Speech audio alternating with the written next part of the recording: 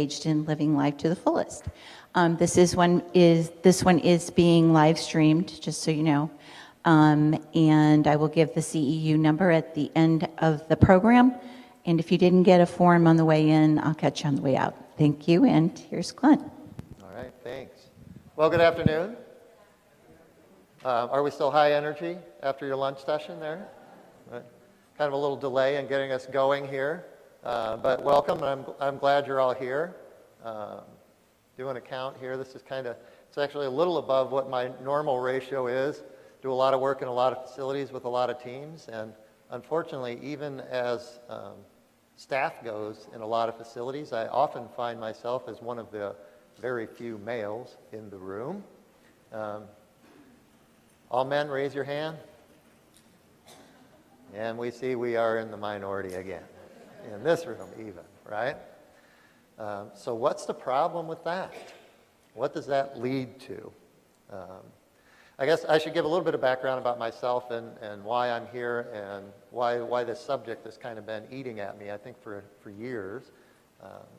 My name's Glenn Blacklock, and I'm a rec therapist by trade. I went to school for that and worked as a rec therapist for a number of years. But the setting I was working in was a rehab facility for young adults with disabilities. So unfortunately, in this arena, there was actually quite a strong male presence. A lot of it was head injuries due to vehicle accidents and other assorted bad decision making on for some folks. And that type of thing. So I worked with a lot of guys at that point, but it was a completely different format. Dealt with a lot of anger issues and a lot of resentment and those types of things that really kind of made me figure out some ways, how can I get to these folks? And you couldn't go at it head on. You had to find some ways to go around it and get people interested in maybe opening up those doors of possibility of getting involved and engaged in a world that they were kind of mad at, I guess, is a good way to explain it. So we kind of found that in order to bait some folks out of their subdued and angry states, that we had to kind of throw a little shock and awe in there. So we did some really fun things, some high adventure things, and that sort of thing to get folks going. And then somehow I ended up having to go up to do a safety assessment on this nursing home for my boss, and he's like, yeah, I want you to go check the place out. We're going to take over management contract of this facility. I need you to do a safety assessment. I had some construction background, and he thought it was a good idea if I would check it out. So I went and checked it out. And it was everything that I thought a nursing home was going to be.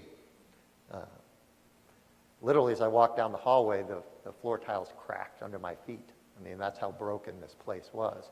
And I ran screaming. Filled out a report of the 4 million things that were wrong with the building for my boss and said, I don't know what you've gotten yourself into, but man, there's a lot of work to be done. And then it got really fuzzy, and the next thing I knew, I was the new administrator of this building. So sometimes I refer to myself as an accidental administrator. I don't really know how that happened.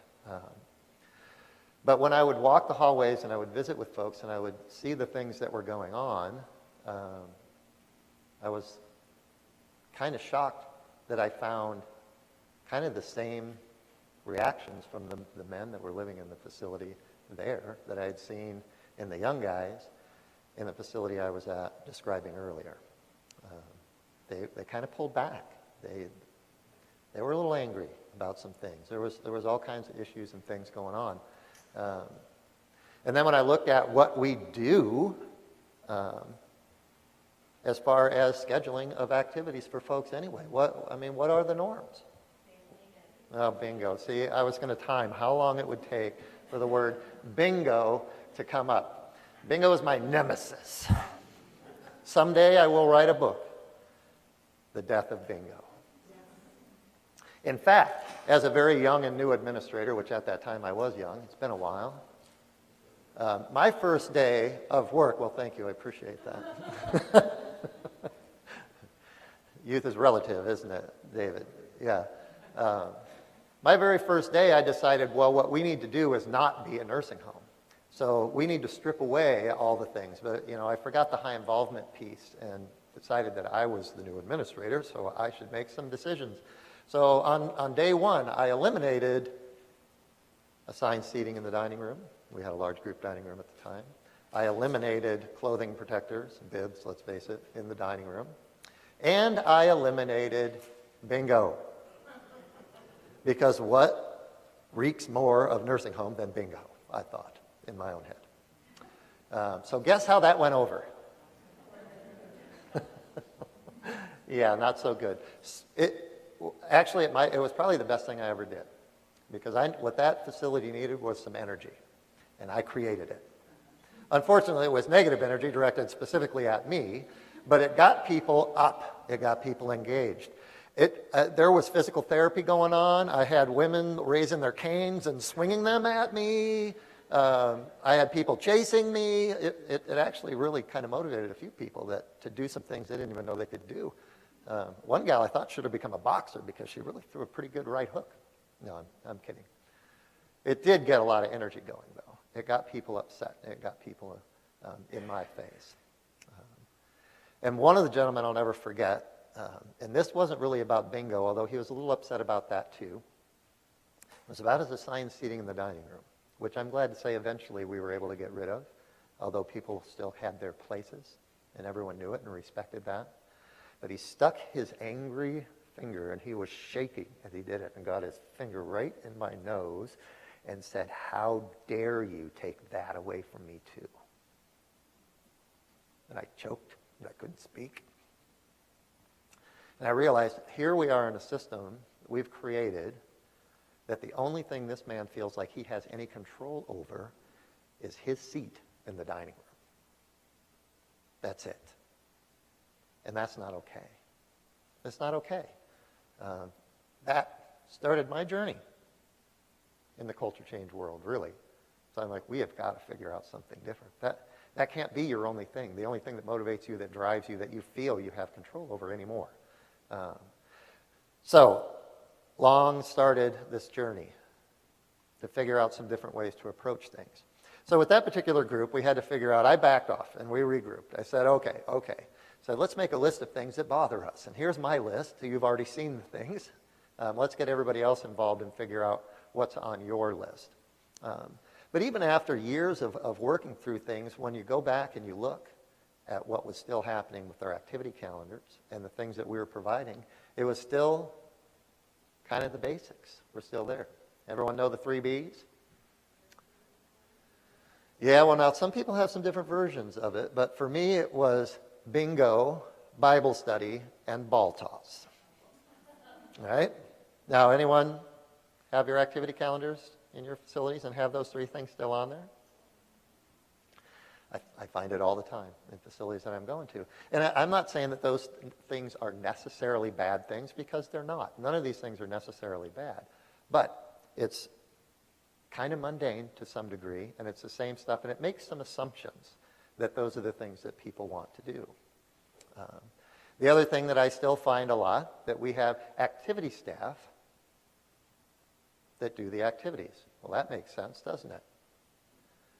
Is there anyone in this room? Now, I know our speaker at lunch, he had that super awesome superhero shirt or something. Do we have other superheroes in here? How many activity folks do we have in here? Or wellness?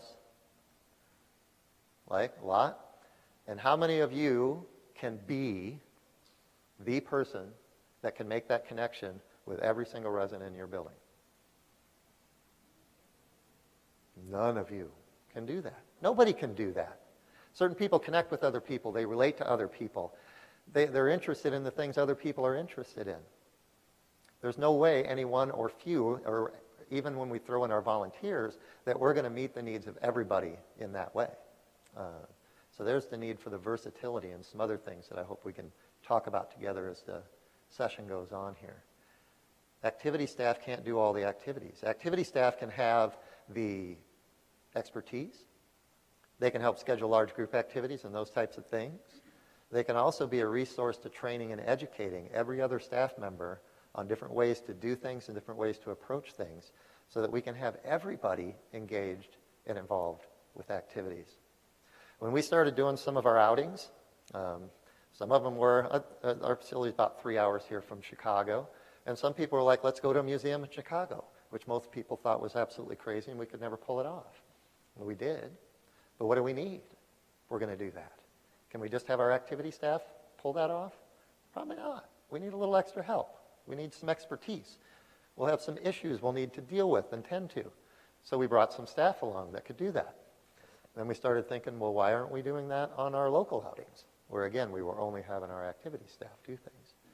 People can relate to each other and develop relationships with each other in a much different way in different settings. Agreed? How many of you think that you could spend 30 days in your own house without ever leaving and be in good shape on day 30? No going outside. Just stay in your house. Simple 30 days. Anyone volunteer to try it? Why not? You'd go crazy. What would make it crazy? Now, you're talking a whole house, and it's full of your stuff. And you probably got techno gadgets and connections. And so now picture that. You've got half of a shared room.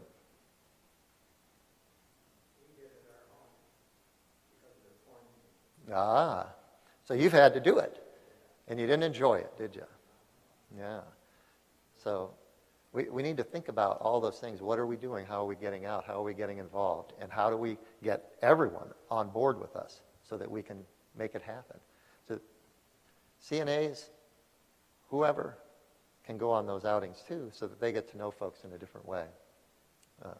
The other thing that I see as the norm for groups is, well, it's really kind of the whole system of long-term care, really. We've designed systems around waking times, med times, eating times, bathing days. All those schedules were kind of around, well, I don't know who it was, but somewhere, some long, long time ago, somebody sat down and said, well, most people like to do these things at this time, so let's create this schedule, and poof, there it went. And for the most part, long-term care has run under that schedule system ever since. Makes about 80% of the people happy because that's when they want to do those things anyway. And I think that type of thinking has kind of bled over into a lot of the other things that we do as well. So our activity calendars are, well, what makes most of the people happen? Or how many of you, if only a few people showed up, were like, scratch that idea, we're not doing that on the calendar next month because only 2 people came? Anyone ever done that? No one? I have. I have, because at one point in time we were doing attendance. We had to keep records. We had to keep track of where everything was at. So for the most part, what we do is we run medium or large size groups. We try and get everybody involved. We've got, Jam and Joe and his one-man band coming, and let's wheel everybody in there. Let's get everybody down there and have us a little good time. And there's nothing wrong with that. And it's fun, and we can do that. But it doesn't meet everyone's needs. How many of you, when you are not working, you have your own leisure time, and you're spending your time doing the things that you enjoy doing, are calling up 40 of your best friends to go hang out together? Not too many hands are going up. What do? You might call a few of your closest friends. You might only call one friend. You might just do something on your own. And nobody's writing a care plan problem up for you on that, are they? No. Right? Anyone tell me what's your standard care plan for activities? Oh, I have it ingrained in my head. Person will participate in 3 to 5 recreation activities per week of interest. And then we did our assessment, and here's our list of things that they're interested in, and now let's hope they participate in. But there wasn't a whole lot of meaning and depth to that. And all we were offering them is these small and large groups to get people engaged and involved in what's going on. And then here's the other thing that I think is true. There's not enough guy stuff. Now, I don't have the answer to what do guys like to do. I think guys like to do a lot of different things. But they don't often want to go to a tea party, I find. They're not invited to the Red Hat Society meetings, right? Anyone have those in your facility too? And it's the ladies club that comes in and does that. In my facility, we had a lot of other things going on there too, around book clubs and reading clubs and different things. And again, it primarily was groups of women that were involved in those things. So we had to really sit back and focus and think about what are some things that we could do to get things going. So when I first started, we had a resident that moved in. His name was Bob. Now, I know in the session there, Bob was a negative thing. I'm switching that up because my Bob is awesome. Awesome. So Bob moves in, and he's really not sure what's going on in the world. And he was trying to figure out how's he going to fit in there and what can he do. So we asked some questions. What about Bob? And we made some plans and thought about some things. So I'm going to show you a short video here. That, of course, not only, it wasn't just Bob that was involved with this, but Bob was a key member of this activity. We got a climber. Oh, right there you go. Wonderful. He's doing good. There you go, Bob. Oh, look.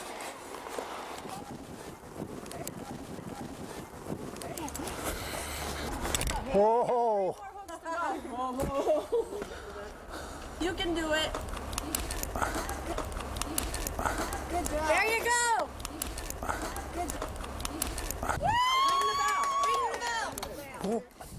I've had it. Ring the bell. Ring the bell. Ding, ding, ding, ding. Let loose of the tree. Okay, we have you.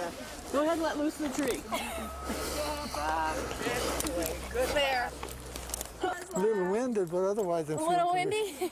up to the top. I just didn't have it anymore in here. No, that's all right. You did great. How old are you really, Bob? How really old I am? 85. 85. That was excellent.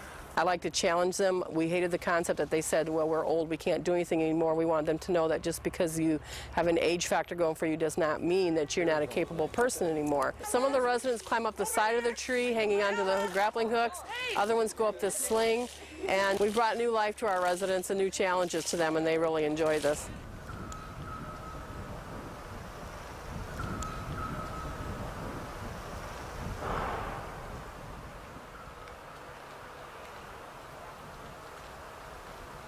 Organizations all over the world are exploring new models of living and providing health and human services. Led by compassion and economic foresight, nursing homes are applying successful common-sense approaches to living and caring for elders. They are creating long-term care communities where elders choose how to live their lives with staff who enjoy assisting them. You can do this too because there's no rocket science about it. It's just deciding to change within and then begin to do it. And it starts to roll. I didn't know what this was going to look like when we started it. I had no idea what the end product was going to be like. But once we made the decision and we started to pull people in and we started to teach ourselves and learn from each other about what truly does resident-directed care mean, it began to unfold. And that has probably been the best part of the whole journey. For those of us who've seen that it can be better, there's no turning back, and we intend to bring everyone else with us. I think everybody needs to do this for the elderly. We're all going to be elderly someday, and this is what we're all going to want. We want them to know the next generation of nursing homes is not going to be a place where you go to sit there and die. It's going to be a place to go and continue living and explore things that you could never do. A little out of the ordinary, maybe. Now, what we initially did was we invited Bob to go along on a picnic. And when we went on the picnic, there just so happened to be, some other opportunities there. With that energy that we had sparked with the whole great abolishing bingo debate and the eliminating of those seats and all those kinds of things, really got some things flowing around what's possible, what are some things we could do, what are some different ways that we could approach the things that we do. So the shock and awe factor came in a little bit. We thought, let's go out and do some stuff. So we found this camp that was willing to let us come and use some of their liability insurance, for one, which I'm sure is on some administrators' mind going, oh my goodness, we're going to get sued. It's okay. It's all worked out fine. And they had trained staff, and they had safety equipment, as you could see, all the on belay and the whole 9 yards, if you've ever done any ropes courses or climbing and those kinds of things. It was all there.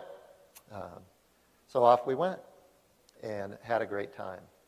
And what it did was it really challenged some folks to think about what's possible. What can we do? How can we get engaged and do things a little bit differently? So here's a picture also of Bob. Now that he was motivated and out of his room and looking at some things and thinking about some possibilities, my Rotary Club happened to be working on, we had got a grant, a small little town, but we got this grant from Rotary International on the Literacy Plus program that was going at the time to help work with some kids at the school that were kind of falling behind and put this program together. And one of the things that we were struggling with at the club was we can't find enough volunteers to get to the school to help tutor the kids. And I said, I think I know some people. And I had a whole group of retired teachers, and I had people that were interested, and I had Bob. And Bob had some flair. He had, that charisma. The ladies were following Bob all over the place, of all ages. Bob had it going on. But Bob decided he wanted to get involved in that project too. So off he went thinking he was just going to help this kid out. That's Stephen that's there with him. So he was helping Stephen tutoring him with some reading things that led to a deeper relationship, that led to years of those two kind of hanging out and befriending each other. So it created a whole new opportunity. And guess how much time our rec therapist had to spend worrying about Bob's activities? None. Because Bob was doing it on his own, self-initiated. He was busy. He was happy. He was engaged in what was going on. Mostly because we provided opportunity. So we need to look at expanding the opportunities that we do have. Stuff that people like to do on their own, individual pursuits. I think that's one of the things that we kind of don't look at as super important or not. It's harder to care plan that, I guess, or if a survey asks you, well, what things are they? They do their own thing. Well, that might not fly with some surveyors. But at the same time, I've worked with groups. A few months ago, I had someone tell me, well, can you help me with this? We've got this resident. Just doesn't come to any of our stuff. Doesn't come to any of the group activities. I mean, nothing. None of them. We're really worried. What can we do? And I said, well, I don't know. What's he all about? What does he like to do? And they're like, stuff. And I'm like, well, what is a normal day like for this person? Oh, well, geez, he gets up at 8 and he's got this show he watches, and then he calls his son or something, and then he's got this online video game that he plays, and then he comes down for lunch, and then he goes back after lunch and watches this fishing show or something on TV. And he was busier than I am. He had a whole day full of stuff that was going on. And they're like, can you help us work with this guy? And I said, well, why? There's nothing wrong with what this guy's doing. He was, show me someone staring at a wall doing nothing, and we've got an issue. But he was plugged in doing his own thing. Do we all know folks? How about you? Some people in your own lives? Think about your grandfather or some fathers or even just community members and things. What do folks like to do? What do they spend most of their time doing? Watching TV. That's definitely a big one. And who are they watching TV with often?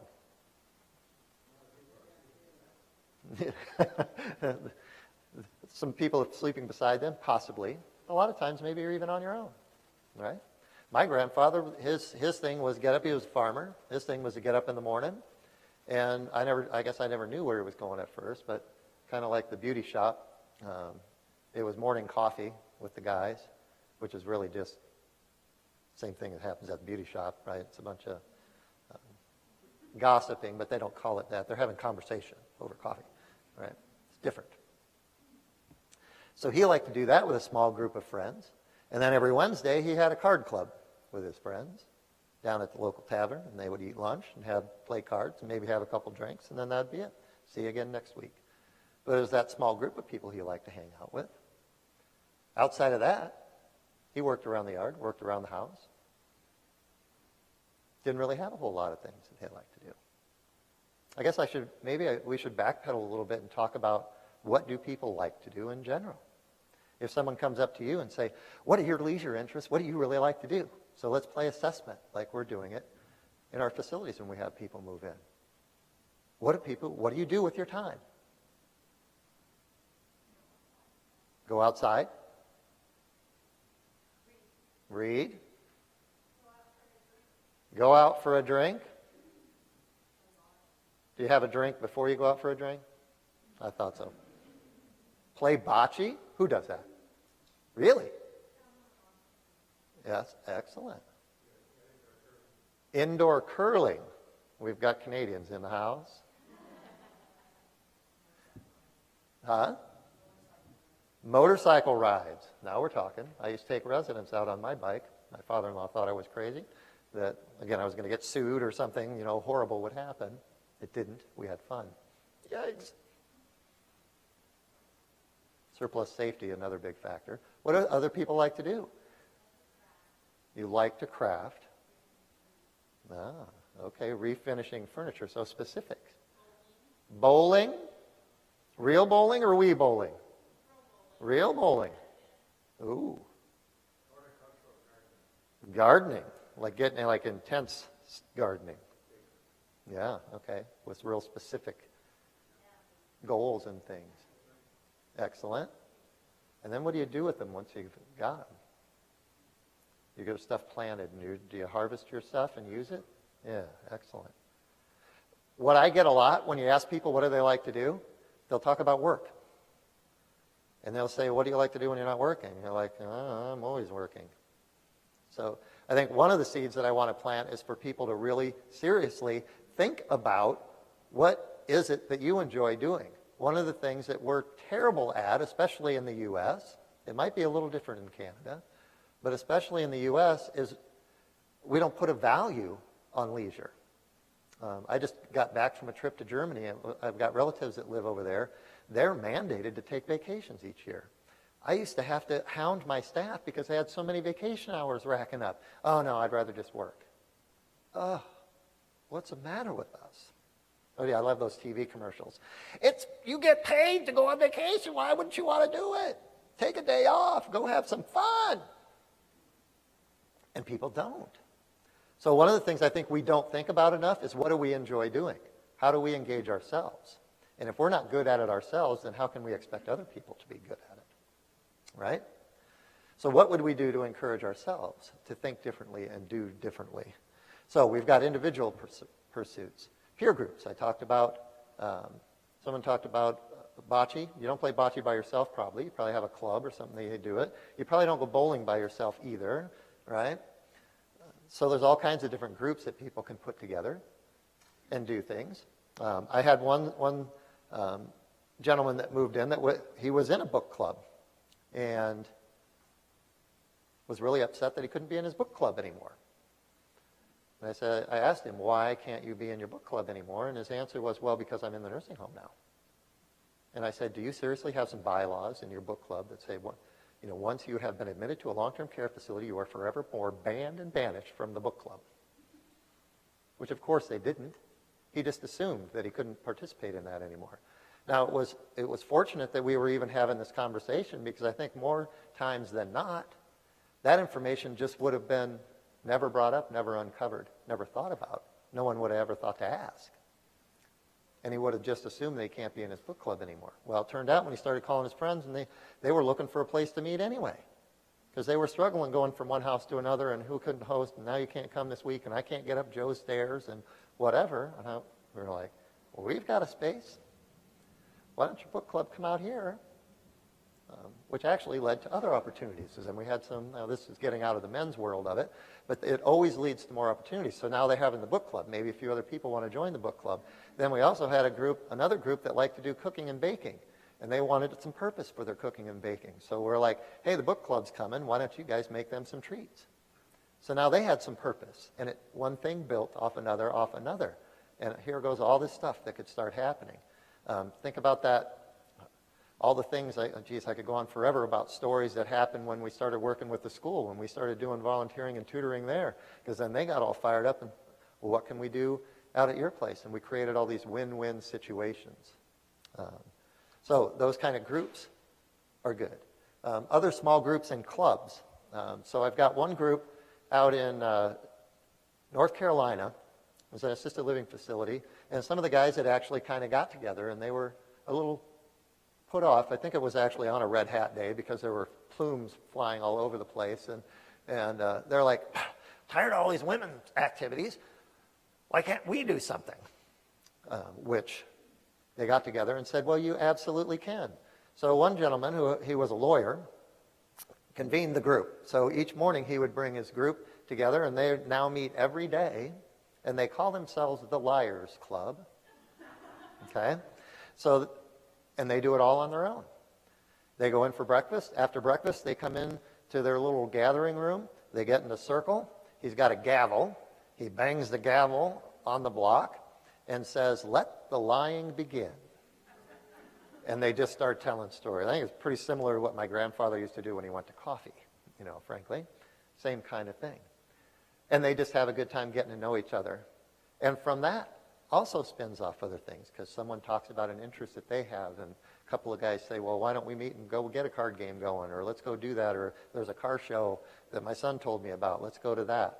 So those kinds of things just open up and lead to more opportunities. But it didn't come from a leisure interest survey that we did on admission, right?